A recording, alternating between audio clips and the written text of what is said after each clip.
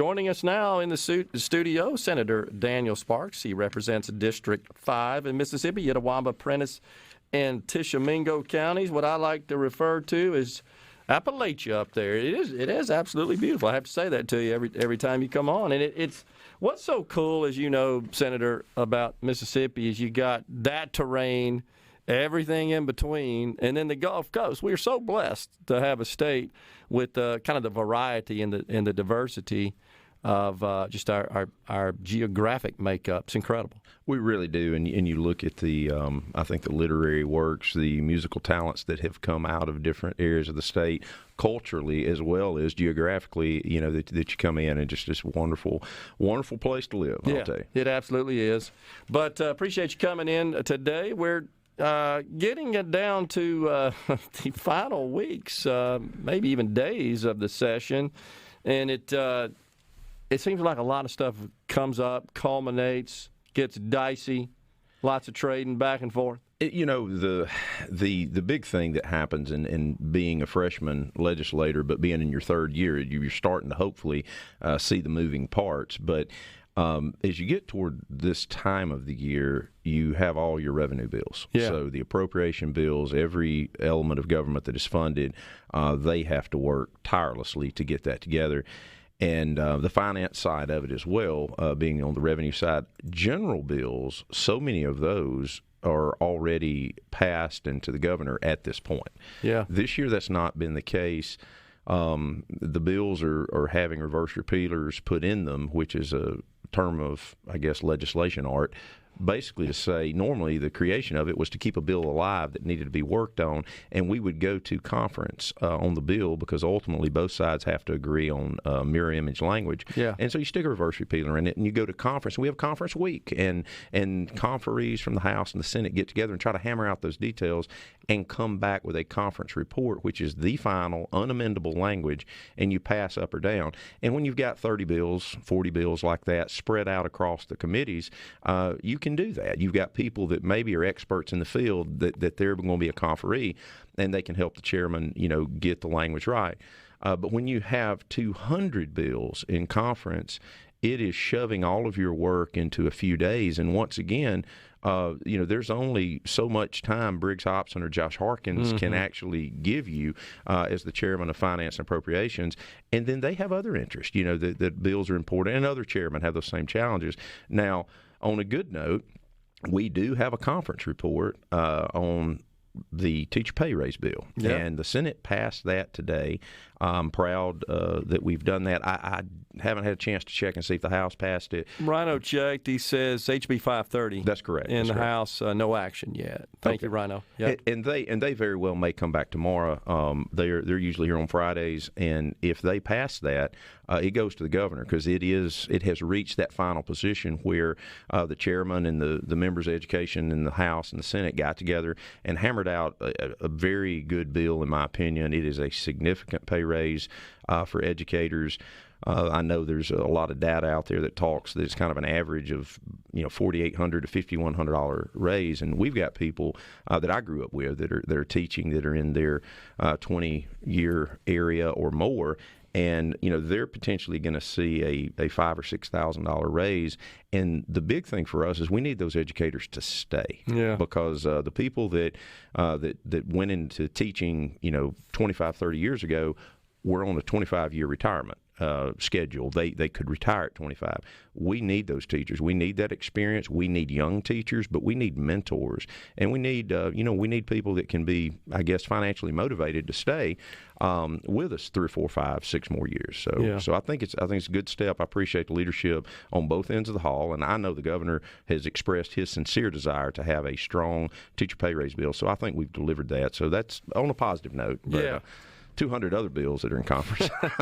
But the teacher pay raise, that was one of the early major pieces of legislation out of both houses this session. That's correct. And you are correct. When I interviewed the governor at the Neshoba County Fair, and I asked him point blank, what are your top priorities for the coming session? And he said, teacher pay raise, number one.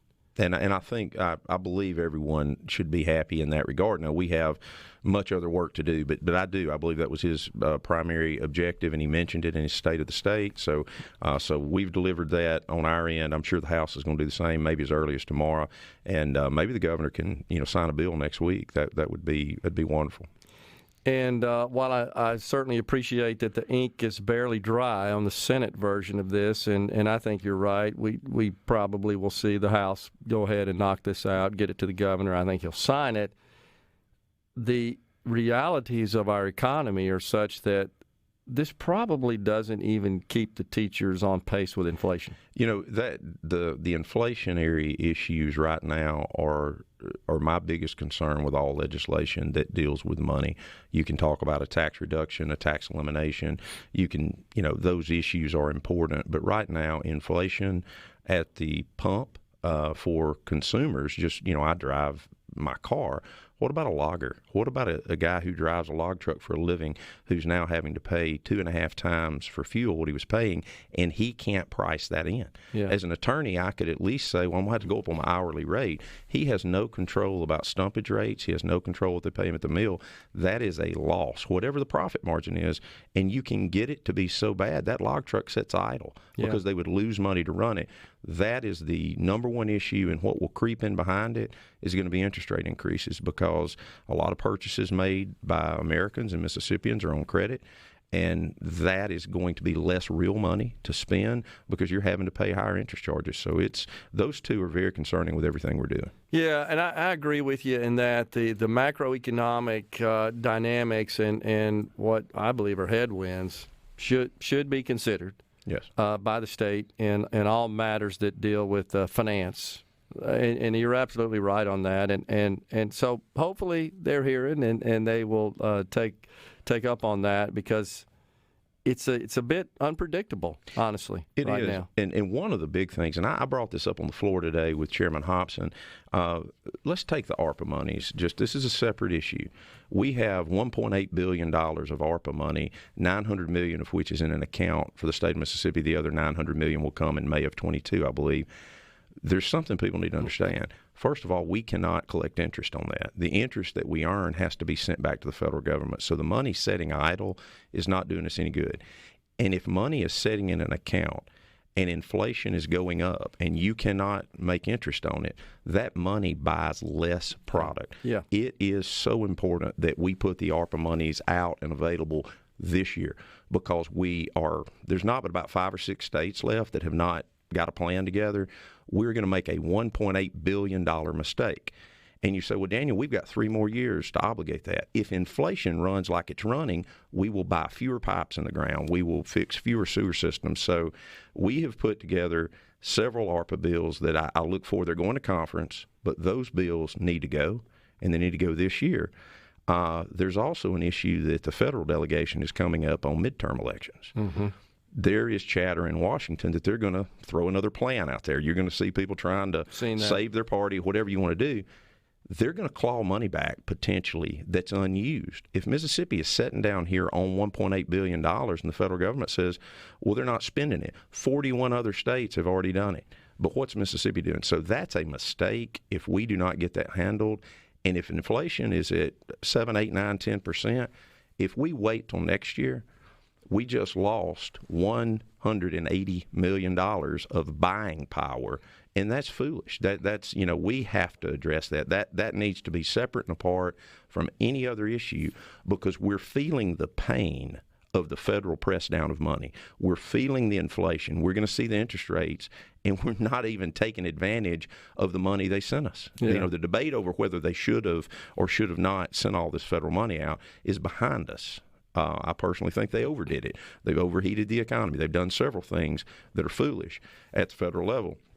But we have $1.8 billion, and we have to be a good steward with it. Well, the future value of money aspect is certainly something that you need to be concerned about. You're absolutely right on that. And it is true, the House did have a bill we talked about on the air a couple of weeks ago that was to be funded. I'm talking about the U.S. House, that was more so-called COVID stimulus that was to be funded by clawing back monies that had already been allocated, appropriated. And you guys are making plans on that. And, of course, it died, but you're right. I don't think they're done with the midterms coming up. I agree. I mean, right. this is a red state, and the folks that are in trouble are going to spend it where they can spend it to stay in office. I agree. Senator Daniel Sparks is our guest on Middays in the Element Wealth Studios. We'll take a break here and come back with the senator. We got more to talk about. We've got Senator Daniel Sparks. He's our guest today. So, all right, so the teacher pay raise deal, and that kind of led us to it looks like that's probably going to pass the House, I would think. I mean, I think so, yes. It's been batted ping pong back and forth to where I think everybody's happy with it.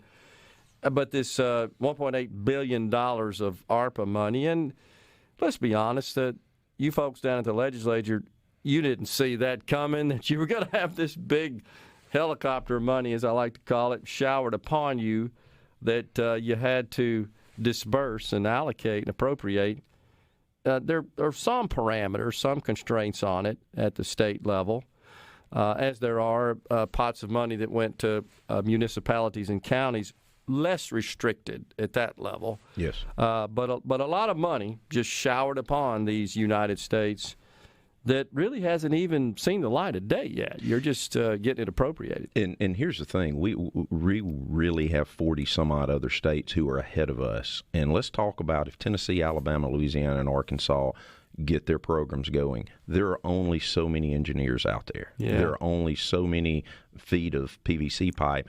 So we're going to have natural inflation that we're experiencing right now. Well, I call it natural, forced inflation, the natural result of pressing down too much money.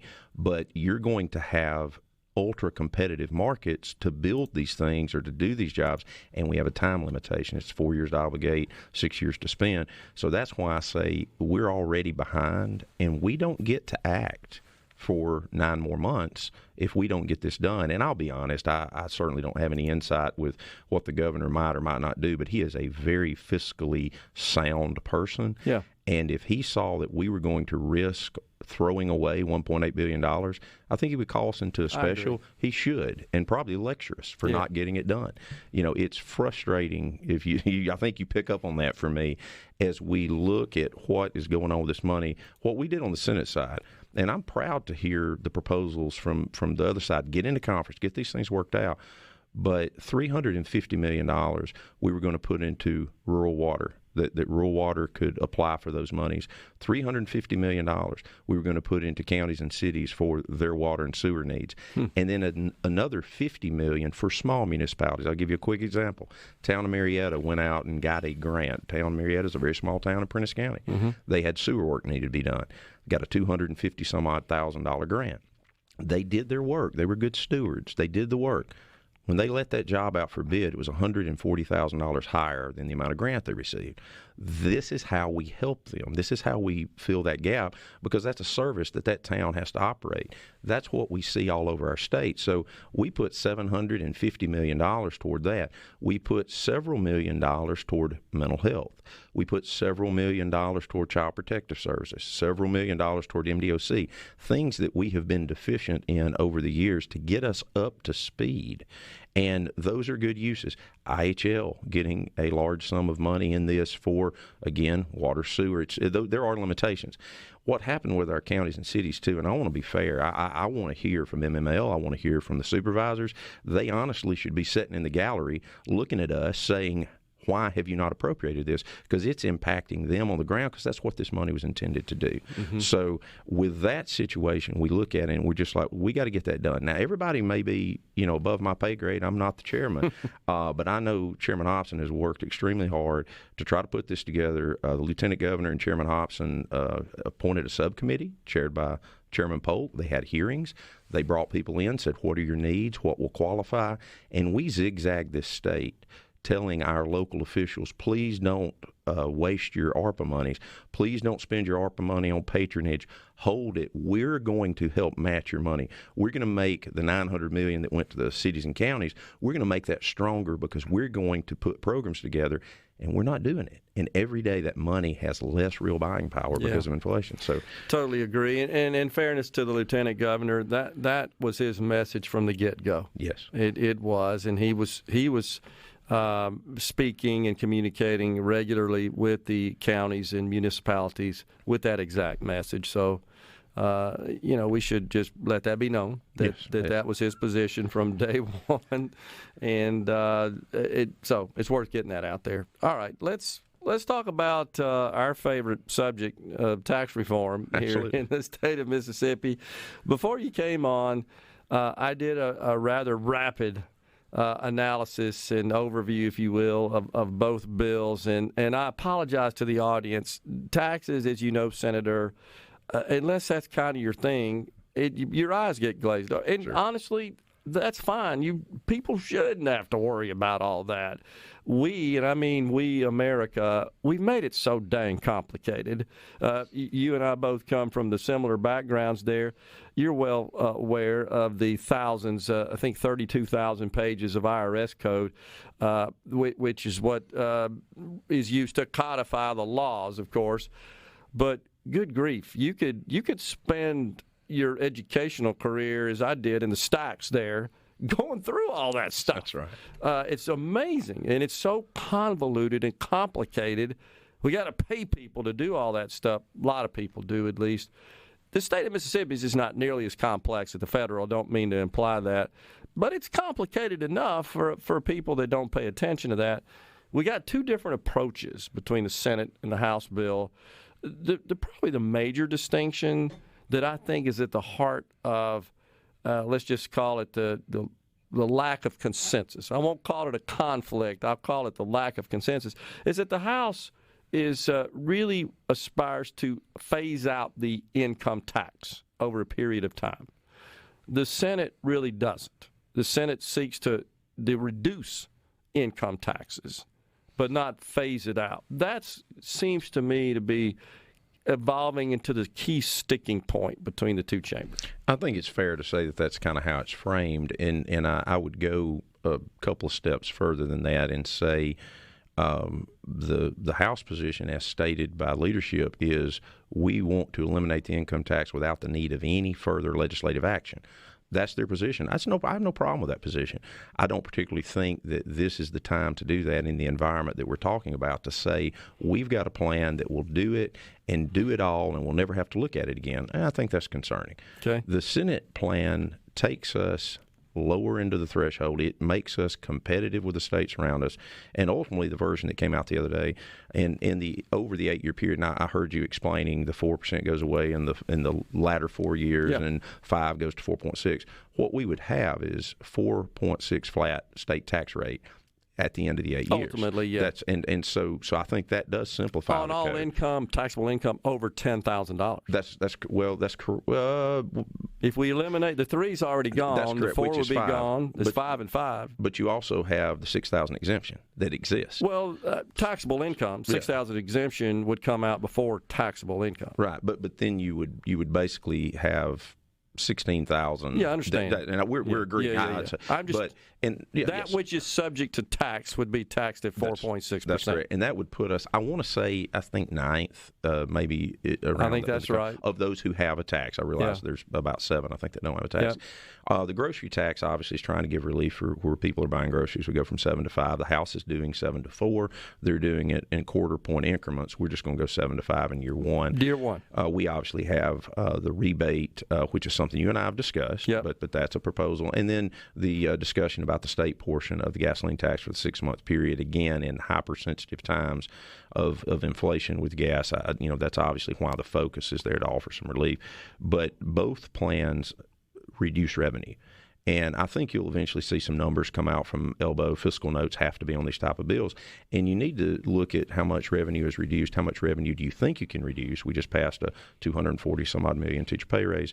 But, and I want to say something in defense of DOR, the Department of Revenue, and LBO, which is Legislative Budget Office. They give you numbers, or they analyze the scenarios you give them. They're not given policy positions. That's not their job, particularly Elbow. If I go in and give them some crazy scenario, they're going to run those numbers and bring them back to me. That's right. But then it's our job to look at the numbers. The concern I have as we go forward, looking at what the House did, they dropped their exemptions from 40 and 80 to 25 and 50. They're plugging in the standard deduction there as well. But they still have an inflationary trigger which is broken. I don't understand how this trigger is not understood. I got you. It says the lesser of 1.6. That means it could be less. The problem is that inflation exceeds 1.6 right now. Yeah. The 20-year running average exceeds 1.6. So while I like a lot of what they did, and they put a cap on the reduction annually to not have an outlier, the concern is this trigger is not a functional, proper trigger. It is not indexed. One of the great things President Reagan did in 1981, he took top rates down. We are taking top rates down, and they are not indexing the trigger. And he indexed the brackets, made a huge difference. Yeah, I'm still concerned about achieving those revenue targets given the dynamics, but appreciate you coming on. Thank you so much for having me. Always good to be with you. Yes, sir. We'll be right back on Midday. Stay with us.